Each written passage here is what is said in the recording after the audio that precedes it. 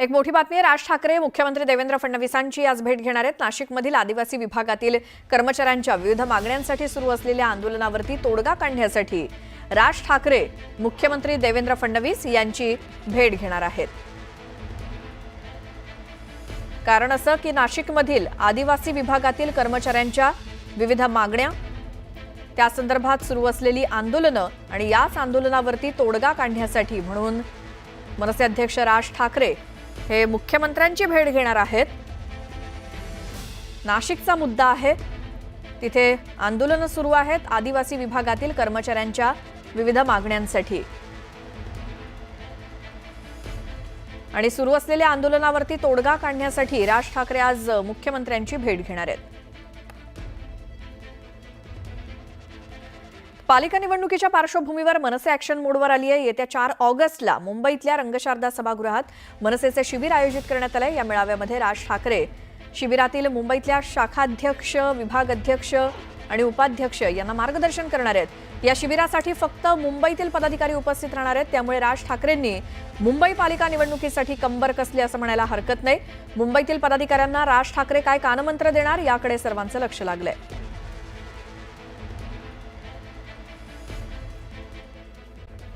कृषी मंत्री माणिकराव कोकाटे यांचा रमी खेळण्याचा व्हिडिओ व्हायरल झाल्यानंतर त्यांच्या राजीनाम्याची मागणी विरोधकांनी लावून धरली आहे। रोहित पवारांनी मात्र आता पुन्हा एकदा ट्विट करून कोकाटे 18 ते 20 मिनिटं पत्ते खेळत होते असा आरोप केलाय। विधिमंडळाच्या चौकशी अहवालातनं ही माहिती समोर आली आहे। रोहित पवारांनी ट्विट करत हा आरोप केलाय। तसंच सरकार माणिकराव कोकाटेंवरती कारवाई करणार का असाही सवाल त्यांनी उपस्थित केलाय। रोहित पवारांनी केलेल्या ट्विटमुळे नव्या चर्चांना पुन्हा उधाण आलंय। दरम्यान अजित पवार आणि कोकाटेंच्या भेटीनंतर त्यांचा राजीनामा घेतला जाईल अशी दाट शक्यता होती, मात्र त्यांच्या राजीनाम्यावर अद्याप काही फैसला झालेला नाही। त्यामुळे आता रोहित पवारांच्या नव्या आरोपांनंतर कृषी मंत्री माणिकराव कोकाटेंवरती काय कारवाई होणार हे बघावं लागणार आहे। पुन्हा एक नवीन ट्विट रोहित पवारांकडनं 18 ते 22 मिनिटं पत्ते खेळत असल्याचा विधानमंडळाच्या चौकशीचा अहवाल आहे अशी पोस्ट रोहित पवारांनी केली आहे। खरं तर कोकाटेंनी ज्या वेळेला स्पष्टीकरण दिलेलं होतं यावरती, तेव्हा ते म्हणाले काही सेकंदांची ऍड मी स्किप करत होतो, मात्र आता जो अहवाल समोर आलाय त्यामध्ये 18 ते 22 मिनिटं कोकाटे पत्ते खेळलेत। हे समोर आल्यानंतर रोहित पवारांनी ते एक्सवरनं पोस्ट देखील केली आहे ही माहिती। त्यामुळे आता रोहित पवारांनी पुन्हा एकदा मागणी केली आहे कोकाटेंच्या राजीनाम्याची।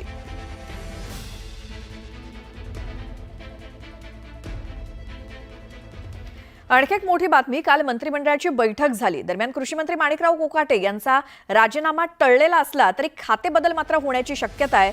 क्रीडा, मदत पुनर्वसन, अन्न आणि औषध प्रशासन या 3 खात्यापैकी एखादं खातं हे माणिकराव कोकाटेंसोबत अदलाबदल होऊ शकतं अशी शक्यता आहे। पण जोवर शिंदेंच्या मंत्र्यांवरती कारवाई होत नाही तोवर राष्ट्रवादीच्या मंत्र्यांवरती कारवाई नाही अशी भूमिका घेतल्यामुळे हा खातेबदल कधी होईल हे सांगता येणार नाही।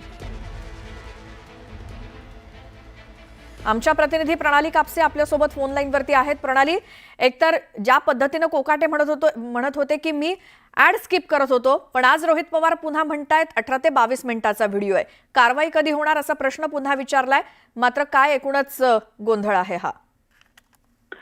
सगळ्यात महत्त्वाचं म्हणजे की हे प्रकरण पुढे आल्यानंतर सभागृहातला हा व्हिडिओ असल्यामुळे विधान भवनात एक चौकशी समिती नेमण्यात आली होती आणि आता रोहित पवार यांनी एक्सवरच्या या पोस्टमधून दावा केलेला आहे की तो जो अहवाल आहे त्या अहवालामध्ये 18 ते 22 मिनिटं माणिकराव कोकाटे हे पत्ते खेळत असल्याचं उघडकीस आल्याचा दावा रोहित पवारांनी ट्विटच्या माध्यमातून केलेला आहे।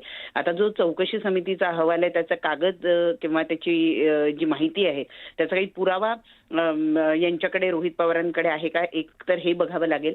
आणि जर रोहित पवार यांचा दावा हा जर योग्य असेल तर मग माणिकराव कोकाटे यांनी स्वतःला वाचवण्यासाठी केलेली सारवासारव ही किती खोटी आहे हे यातून उघडकीस होईल। त्यामुळे आपल्याला असं म्हणावं लागेल की माणिकराव कोकाटे यांचा राजीनामा घेण्यासाठी अजूनही विरोधक आणि विशेषतः राष्ट्रवादी शरदचंद्र पवार पक्षाचे आमदार रोहित पवार हे आग्रही आहेत।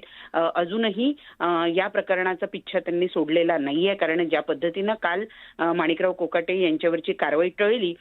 त्यानंतर असं वाटलं होतं की हे प्रकरण शांत होईल, परंतु आज सकाळी रोहित पवार यांनी केलेल्या या पोस्टवरनं पुन्हा एकदा हा दबाव कायम ठेवण्याचा किंवा तो वाढवण्याचा प्रयत्न हा विरोधकांच्या वतीने केला जातो, हे जवळपास स्पष्ट दिसून येत आहे. दुसरी महत्वाची गोष्ट की कालच्या बैठकीमध्ये राजीनामा मंत्रिपदावरून जरी गच्छंती माणिकराव कोकाटे यांची झालेली नसली तरीही खात्याचा बदल मात्र होऊ शकतो असं सांगितलं जात आहे. आणि त्यामुळं माणिकराव कोकाटे यांना नेमकं त्यांच्याच पक्षाच्या वाट्याला असलेली जी पदं आहेत, जी मंत्रिपद आहेत, त्यापैकी एखादं मंत्रिपद दिलं जाऊ शकतं किंवा त्याची अदलाबदल केली जाऊ शकते. तर मग असे कुठले खाती आहे, तर क्रीडा खातं आहे, मदत पुनर्वसन आहे आणि अन्न व औषध प्रशासन आहे. हे 3 अशी खाती आहेत जी राष्ट्रवादीच्या कोट्यामध्ये आधीच आहेत. आणि यापैकी एखादं खातं ज्याचा जनतेशी संबंध कमी येईल असं एखादं खातं जे आहे ते माणिकराव कोकाटे यांना दिलं जाईल. कारण माणिकराव कोकाटे हे कायम त्यांच्या विधानांमुळे, त्यांनी केलेल्या वक्तव्यांमुळे चर्चेत राहिलेले आहेत आणि अडचणीत आलेले आहेत. त्यामुळे त्यांना असं एखादं खातं दिलं जाण्याची शक्यता आहे जिथे जनतेचा संबंध हा कमी येईल. आणि जनतेचा संबंध जिथे कमी येतो तिथे प्रसारमाध्यमांचा सुद्धा संबंध कमी येतो. आणि त्यामुळे त्यांना असं एखादं खातं दिलं जाण्याची शक्यता आहे जिथं लोकांशी त्यांचा संपर्क कमी होईल. आणि त्यामुळं हा खांदेपालट नेमका कधी होईल हे सांगणं खरं तर कठीण आहे. कारण कालच्या बैठकांमध्ये ही सुद्धा एक चर्चा होती किंवा एक विधान पुढे आलेलं होतं की केवळ राष्ट्रवादीच्याच मंत्र्यांवर कारवाई का, शिंदेचे जे मंत्री आहेत ते सुद्धा अडचणीत आलेले आहेत, त्यांची सुद्धा भ्रष्टाचाराची काही प्रकरणं पुढे आलेले आहेत. अशा वादग्रस्त मंत्र्यांवर शिंदे जर कारवाई करत नसतील तर वारंवार राष्ट्रवादीनेच कारवाई केली तर पक्षाची प्रतिमा ही महायुतीमध्ये मलिन होते, राज्यामध्ये ती प्रतिमा डागाळली जाते. तर ते योग्य नाही पक्षाच्या दृष्टीनं, अशी सुद्धा प्रतिक्रिया ज्येष्ठ मंत्र्यांनी दिलेली होती. प्रणाली, धन्यवाद या सगळ्या माहितीसाठी. आणखी मोठी बातमी आहे. छत्रपती संभाजीनगर शहरातील अत्यंत महाग आणि मोक्याच्या 3 एकर जागेचा मुद्दा पुन्हा चर्चेत आलाय. संदीपान भुमरेंच्या जावयाच्या नावावर केलेल्या जमिनीवर राजेश कोठारी यांनी दावा केलाय. या प्रकरणी त्यांनी सुप्रीम कोर्टात धाव घेतली आहे. दरम्यान कोर्टानं जैसे थेचे आदेश दिलेत. ही 3 एकर जागा ज्याची किंमत 150 कोटींपेक्षा अधिक आहे, ती जागा संदीपान भुमरे आणि विलास भुमरे यांचा चालक जावेद शेख याच्या नावावर करण्यात आली. ही जागा हिबानामा म्हणून दिली. त्यामुळे संदीपान भुमरे, विलास भुमरे यांच्यासोबतच त्यांचा चालक जावेद शेख गोत्यात येण्याची चर्चा सुरू झाली आहे. आमचे प्रतिनिधी सिद्धार्थ गोदाम आपल्या सोबत आहेत. त्यांच्याकडनं या प्रकरणासंदर्भातली माहिती घेऊयात. सिद्धार्थ,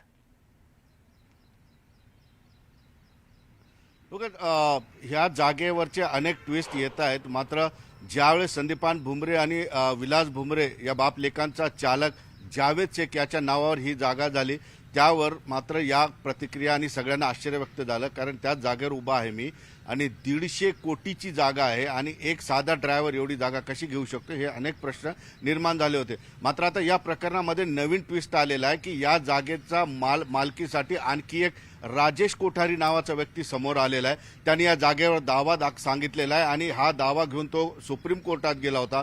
आणि सुप्रीम कोर्टाने आता जैसे थेची परिस्थिती या ठिकाणी जी आहे आदेशित केलेली आहे. याचा अर्थ सरळ सरळ असा होतो की संदीपान भुमरे, त्यांचा मुलगा विलास भुमरे आणि त्यांचा चालक यांनी ही जागा कशी ताब्यात घेतली, कारण मूळचा मालक असताना कागदपत्र कसे तयार केले याची चौकशी सुद्धा सुरू आहे. मी आता त्याच जागेवर उभा आहे. आपण बघतोय जे शेख जावेद पिता शेख रसूल हा जो आहे हा संदीपान भुमरे आणि विलास भुमरे यांचा ड्रायव्हर आहे आणि त्याच्या नावावर ही जागा जवळपास 150 कोटीची 3 एकर जागा आहे. ही जागा एवढी महागडी आहे की इथली जागा घेणं म्हणजे अनेकांसाठी स्वप्न आहे, श्रीमंत लोकांसाठी. मात्र एक साधा चालक 15 ते 20 हजार महिन्यावर काम करणारा चालक, त्याच्या नावावर 150 कोटीची जागा होते. ही जागा जी आहे हिबानामा म्हणजे बक्षीस पात्र करून दिलेली जागा आहे. मात्र बक्षीस पात्र जागा जरी करून घेताना 150 कोटीची जागा नावावर करून घ्यायची असेल तर सरकारचा कर किती होतो आणि तो कर भरला की नाही भरला याबद्दलची सुद्धा IT चौकशी करते. म्हणजे आयकर विभागाने सुद्धा शेख जावेद शेख पिता रसूल यांना नोटीस पाठवलेली आयकर विभागाने. त्याच्यावर पोलिसात गुन्हा सुद्धा दाखल झालेला आहे. मात्र तो पोलिसांच्या गुन्ह्याला हजर होत नाही, तपासाला सहकार्य करत नाही. ITची नोटीस, आयकर विभागाची नोटीस आलेली, त्या नोटीसला सुद्धा त्यांनी अजून उत्तर दिलेलं नाही, वेळ वाढून घेतलेला आहे. आता याची थोडीशी 2 मिनिटात मी हिस्ट्री सांगतो की ही जागा मुळात निजामाचे अधिकारी सालार जंग यांची होती. सालार जंग यांचा चालक, त्याने आपल्या नावावर ही जागा असल्याचं हिबानामा करून घेतलेला. त्या हिबानामाच्या याच्यावर ही जागा जी आहे त्याचा दुसरा एक या ठिकाणी वारस उभा राहिला, तो पण बनावट नावाने, बनावट कागदपत्राने, आणि त्याने भुमरे आणि संदीपान भुमरे आणि विलास भुमरे यांच्या नावावर हिबानामा करून दिलेला आहे. बरं. अत्यंत किचकट प्रक्रिया आहे. मात्र एक महत्वाची गोष्ट अशी आहे की जवळपास 150 एकरची जागा आता संदीपान भुमरे, विलास भुमरे, त्यांचा चालक जावेद हे गोत्यात येणार आहेत का? कारण सुप्रीम कोर्टाने सांगितले की आधीचा मालक जो राजेश कोठारी आहे त्याच्या याचिकेवर जैसे तेचे आदेश दिले. आता नेमकं यामध्ये काय घडामोडी होतील हे पाहणं गरजेचं आहे. बरोबर आहे सिद्धार्थ, या सगळ्यावरती लक्ष ठेवून राहा. धन्यवाद या अपडेटसाठी.